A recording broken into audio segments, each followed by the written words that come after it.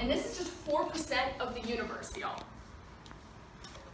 So, a brief introduction to my topic. I chose to work with astrophysics and cosmology, which are big words for pretty simple things.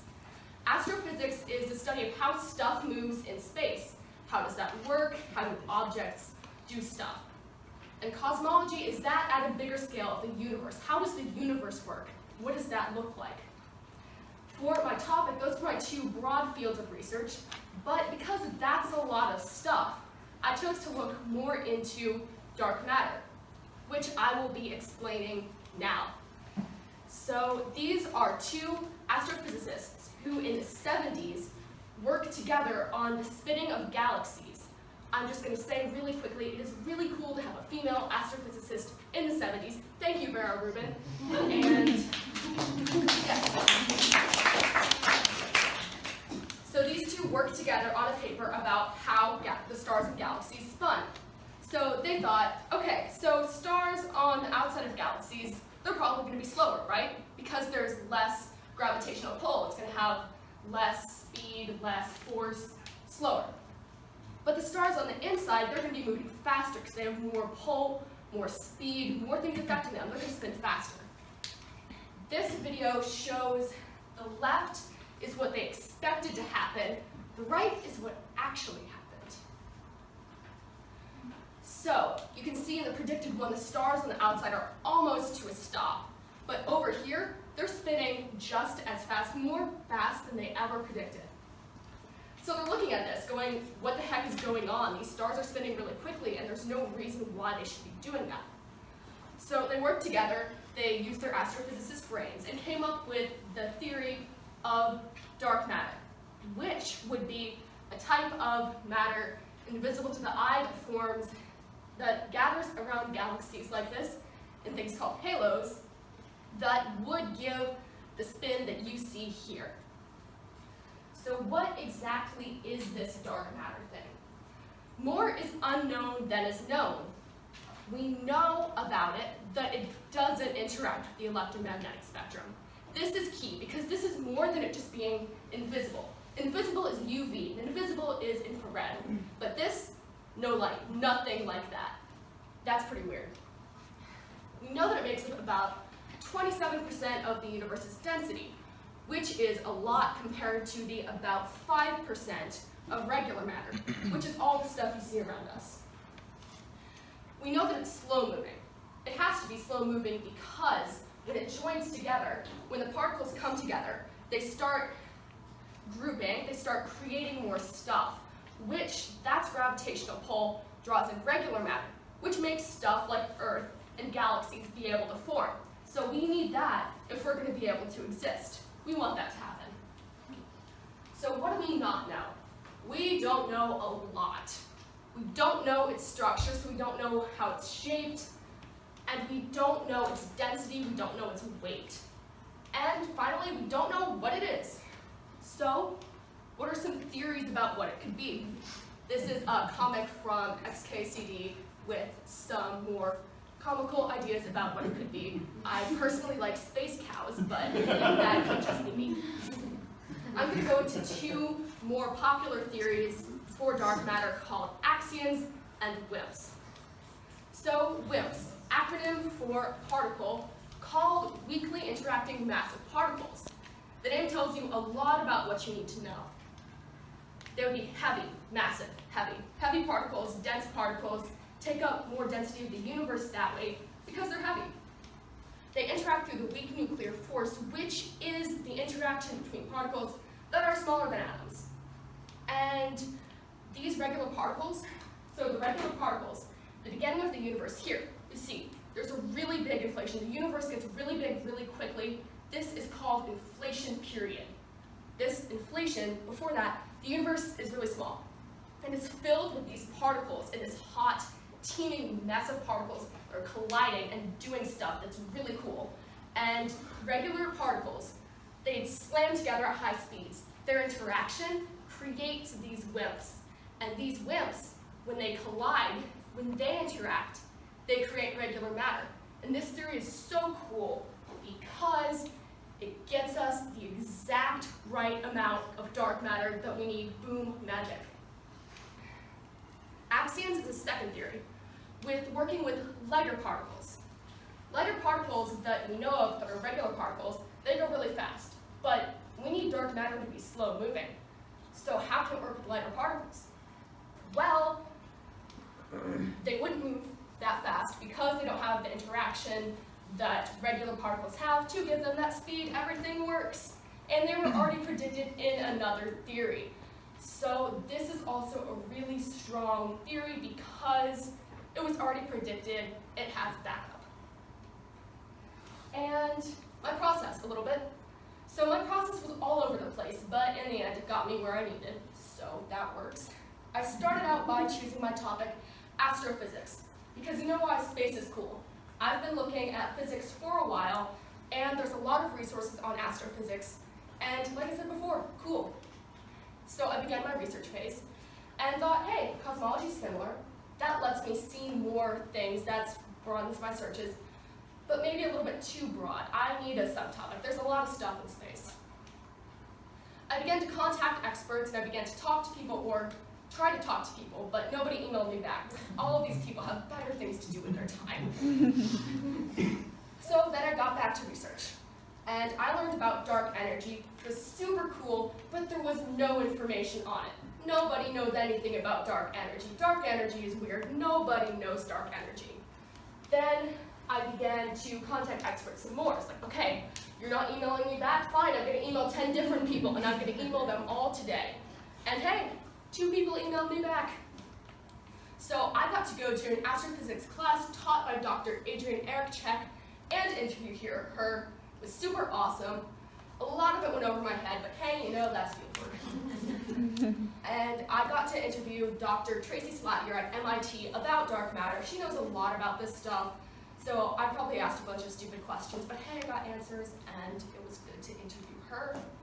And finally, I prepared and presented my work as you see me doing here. So what was my outreach? I was thinking, okay, space. How am I going to make that outreach? That's space. So I thought a bit and decided to work with educating people. When I was trying to do some research, I noticed there were 2 levels. There was super high college level, super long words, everyone's trying to look smart, and then there was the lower level for about lower schoolers, people who wanted to learn what a star was. And I just needed an area between that. I pulled together works and ended up creating a course that was that middle ground. It's still in progress, but Space for Beginners is teaching middle schoolers who want to learn more about space about astrophysics. So what have I learned throughout this whole project? Long process, you'd think it'd teach me something. So I learned a lot more about dark matter and astrophysics, even more than I could fit in this presentation. I learned more dark matter invisible. I learned it takes about 27% of the universe and regular matter less than 5%. The rest is dark energy. Also, just space is so cool. There's so much stuff going on, and it's fascinating. It's so weird, and there's a bunch of science back there. I could spend so much time going on about all of the cool stuff in there, but I'm not going to. Personally, though, I have learned how to contact people and interview them well, not just asking basic questions, but learning more about what they know. And teaching is really hard. When I'm trying to learn myself, I'm teaching one person in the way I know how. But all of you, I don't know what you know, and I don't know what you need to know, and I don't know how you need to learn it. So teaching is really hard. Thank you, teachers. So these are some of the resources that I did. I would recommend 2 books for anyone who are interested in learning more. 7 Brief Lessons on Physics by Carlo Rovelli. Excellent book, beautifully written, very short. Good for anyone who just wants to learn a lot about physics without reading a giant-ass textbook. So, then the second book I would recommend is Astrophysics for People in a Hurry by Neil deGrasse Tyson. Really good book, just really good. Any questions?